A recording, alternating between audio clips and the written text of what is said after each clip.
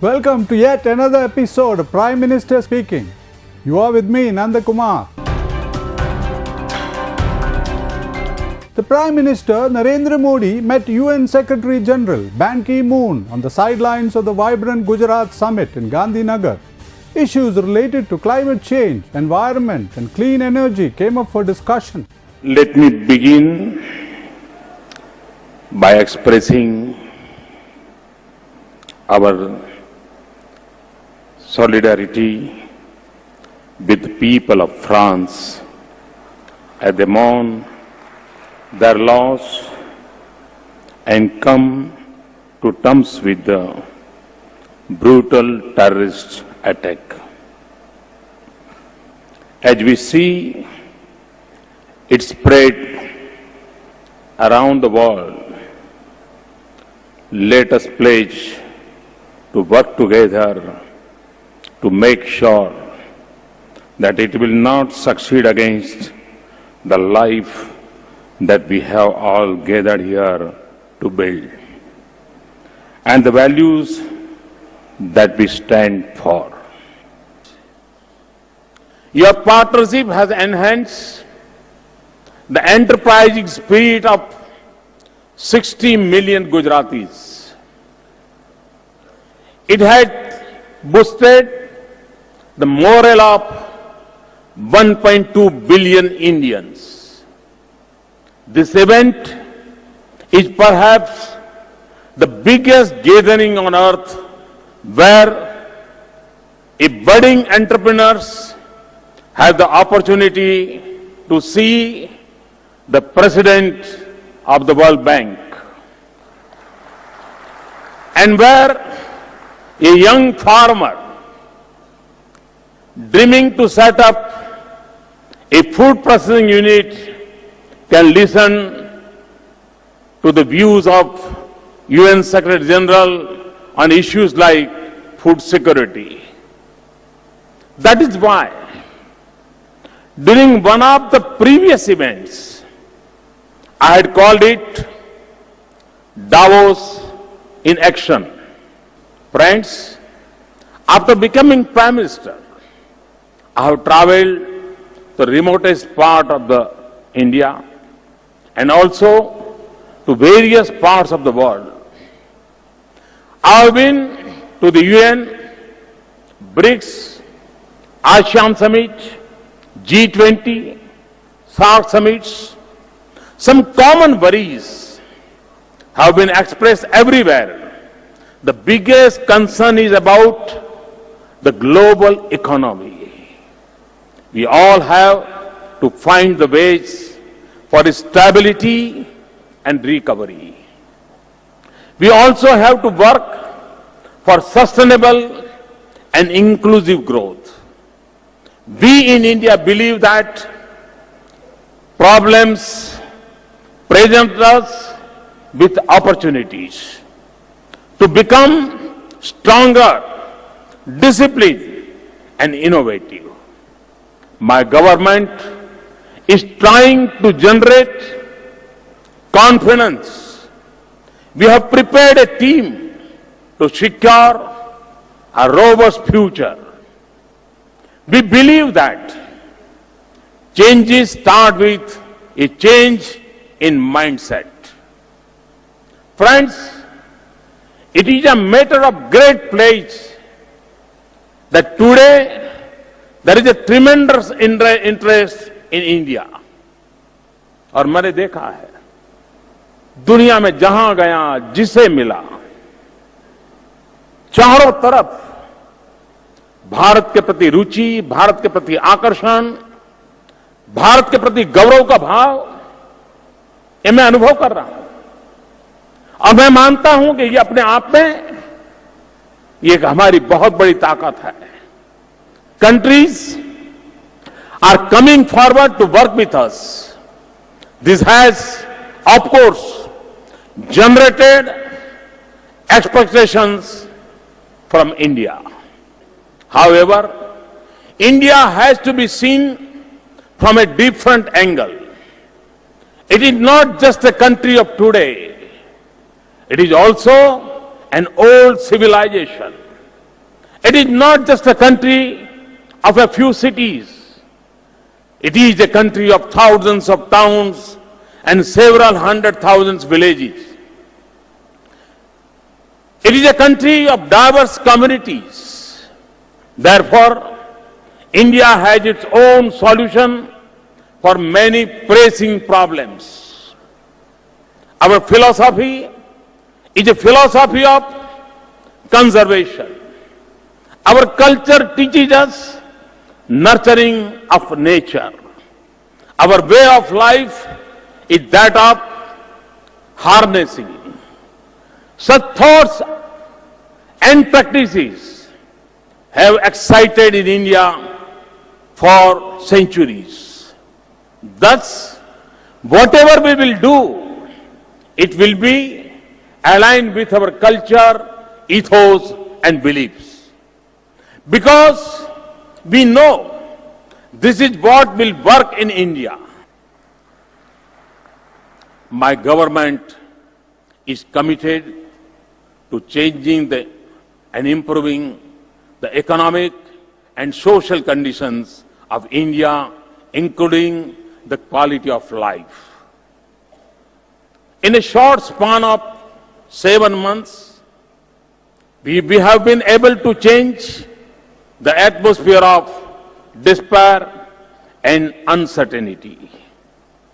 Since the first day, my government is actively working to revive the economy. My government is committed to create a policy environment that is predictable, transparent, and fair. Friends, we are on the path of transformation. To start this process, we are making efforts to change the work culture. I would conclude by saying that we are dreaming big, and our dreams are numerous. Our dreams can become the seeds of your growth. Our aspirations can propel your ambitions. Friends, on behalf of the government, let me give an assurance. We assure you that we will be available to hold your hands whenever you need us. You will find us standing with you in your journey. If you walk one step, we will walk 2 steps for you. At the end, I urge you to see and realize for yourself that India is changing fast. India is growing fast. India is moving faster than expected. India is learning even faster. India is ready than ever before. Let us join hands. Let us work together for progress, prosperity, and peace. It's time for a short break. We'll be back with more updates.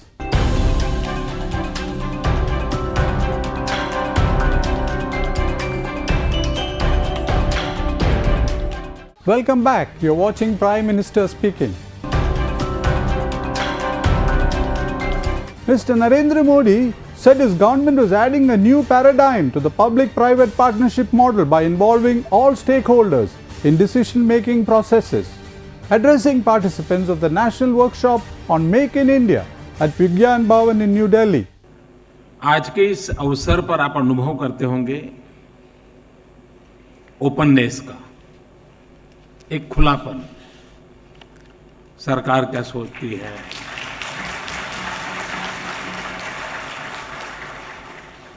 अब ये चीजें जितनी आज आपके सामने आई है, यही चीजें पाने के लिए पता नहीं कितनी आरटीआई करनी पड़ती है आपको। तो व्यवस्था ऐसी विकसित की जा सकती है कि उसी प्रकार से हमने देखा है कि बजट जब आता है तो ढेर सारे डेलीगेशंस मेमोरेंडम लेकर के आते हैं। वो भी एक ऐसी फॉर्मेलिटी हो जाती है कि सरकार कागज ले लेती है कितना ही बड़ी हायर पोजीशन पर क्यों ना हो, अच्छा अच्छा देख लेंगे, फिर वो आगे प्रोसेस में चला जाता है। आज आपने देखा होगा कि आपके जो कंसर्न्स है उसकी यहां चर्चा हुई है, सिर्फ सुना गया ऐसा नहीं, चर्चा हुई इतना नहीं, उसमें से रास्ते खोजे गए हैं। रास्ते खोज करके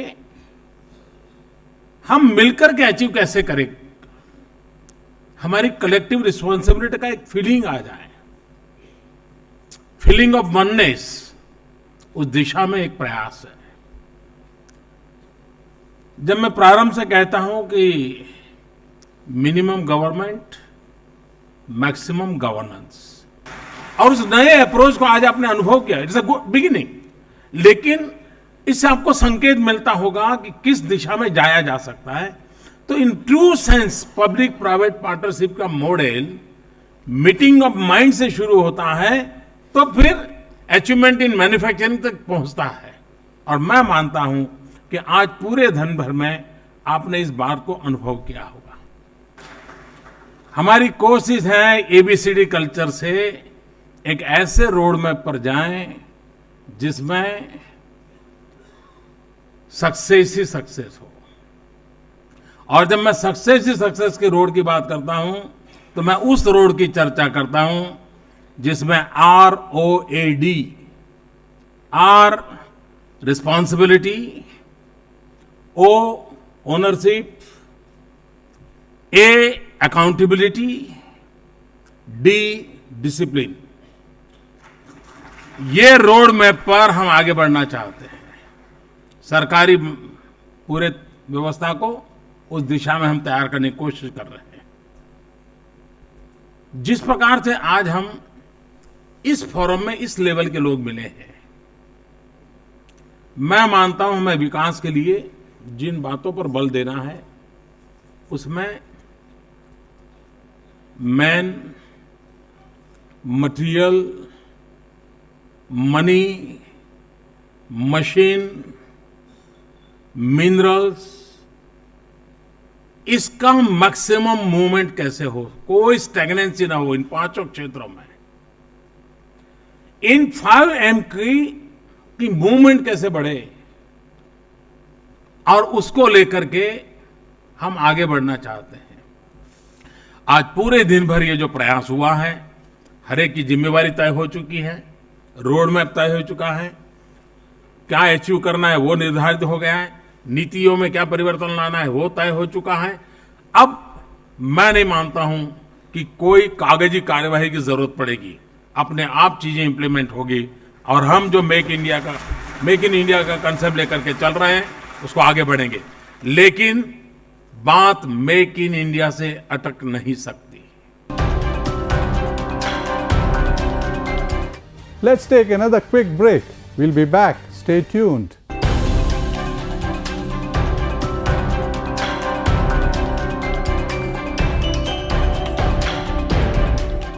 Welcome back. To continue, the Prime Minister, Mr. Modi, has called for a time-bound swift action and single-minded focus to stop pollution of the river Ganga. He was chairing a high-level meeting on the Namami Gange project.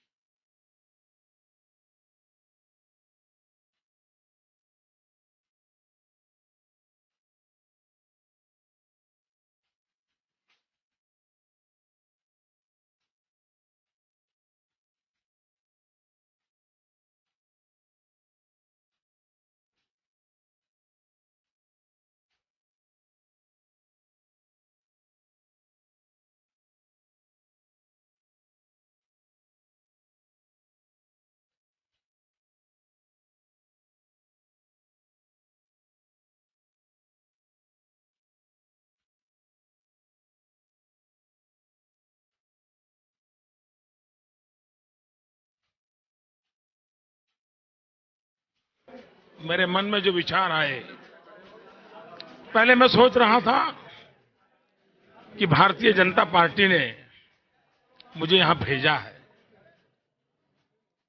फिर लगता है शायद मैं काशी जा रहा हूं, लेकिन आज यहां आने के बाद लगता है कि न मुझे किसी ने भेजा है, न मैं यहां आया हूं।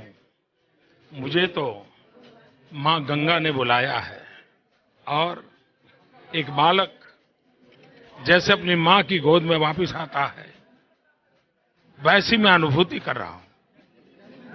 और गंगा जमुना की इस तहजीब के लिए परमात्मा मुझे शक्ति दे, मैं इस नगर की सेवा करूं।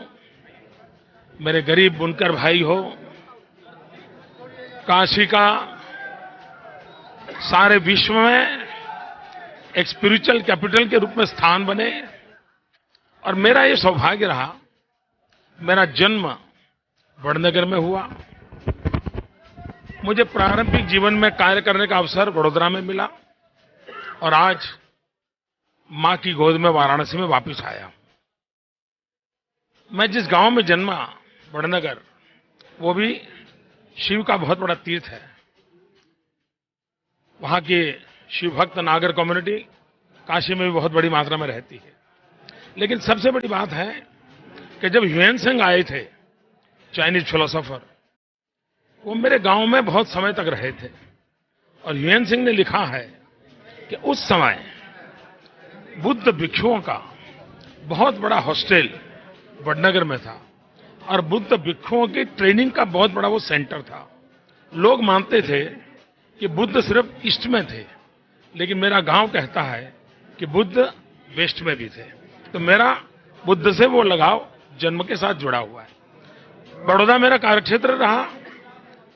अगर महाराजा सयाजीराव गायकवाड़ न होते तो हमें बाबा साहब आम्बेडकर न मिलते।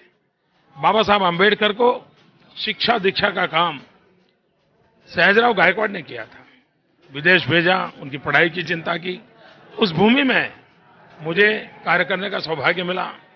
और आज जहां पर भगवान बुद्ध ने संदेश दिया था, वो वाराणसी सारनाथ की धरती, यही भोले बाबा की धरती, यही संकट मोचन की सारी शक्तियां जहां अपरंपार है, वो भूमि, उस भूमि की सेवा करने का मुझे सौभाग्य मिला है। और मेरा मन कहता है मैं आया नहीं हूं।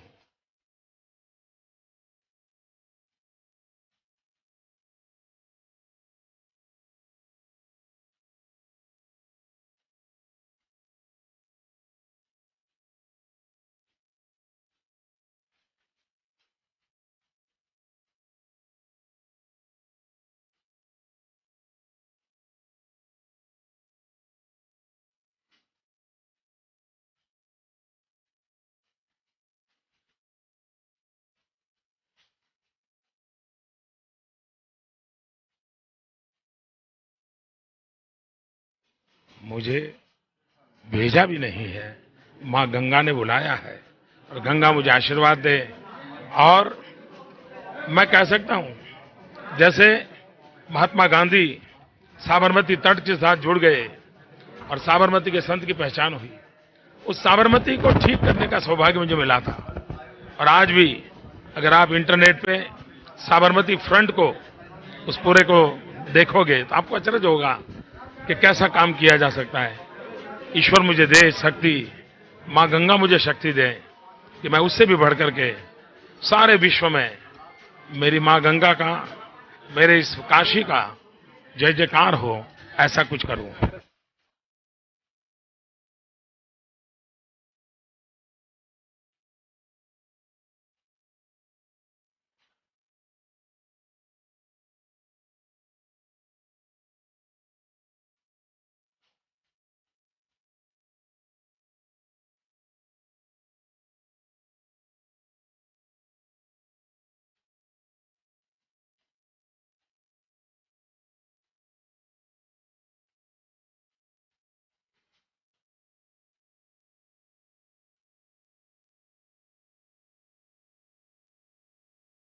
मैं मानता हूं टेक्नोलॉजी अपग्रेडेशन करना होगा। ब्रांडिंग करना होगा। और आज दुनिया में एक बहुत बड़ा होलिस्टिक हेल्थ केयर का अप्रोच चला है और इसलिए इस प्रकार के कपड़ों की दुनिया में बहुत बड़ी मांग है, लेकिन हमने ग्लोबल मार्केटिंग नहीं किया। अगर ये हम करते हैं, मैं समझता हूं, मैं एक छोटा उदाहरण दूं। मेरे गुजरात में पतंग के व्यवसाय में गरीब मुसलमान है। मैंने उसका रिसर्च किया कि भाई ये कोई पतंग पे कौन ध्यान देगा, कोई राज्य सरकार तो सोचेगी नहीं पतंग के लिए। मैंने उसका रिसर्च किया कि पतंग के व्यवसाय में ये गरीब गरीब लोग लगे हैं, क्या उसको कुछ स्टडी किया जा सकता है? मैंने स्टडी किया तो पतंग पूरा बनने में 34 प्लेसेस पे ट्रैवल करता था, तब बनता था। 3 कलर का पतंग बनाना है तो 3 कलर के कागज लाते थे, फिर चिपकाते थे। मैंने प्रिंटरों से मिलवा दिया। मैंने पतंग पर एडवर्टाइजिंग का पूरा मिशन शुरू किया। जो पतंग का बिजनेस मेरे गुजरात में 2002-03 में 35 करोड़ का था, आज वो 700 करोड़ का है और सारे गरीब मुसलमान भाई बहन झोपड़ी में बैठ करके पतंग बनाते हैं। तो इससे मैं कह सकता हूं कि मैं यहाँ के बुनकरों की जिंदगी, यहाँ की, और मैं मानता हूं ये बहुत बड़ी वीविंग स्किल की अमानत है।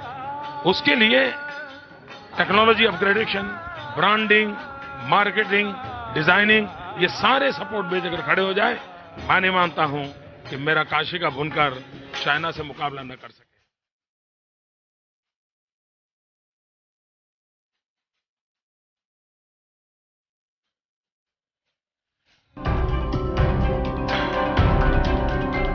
That's all from today's Prime Minister speaking. We'll be back next week with more updates. Thank you for watching and goodbye.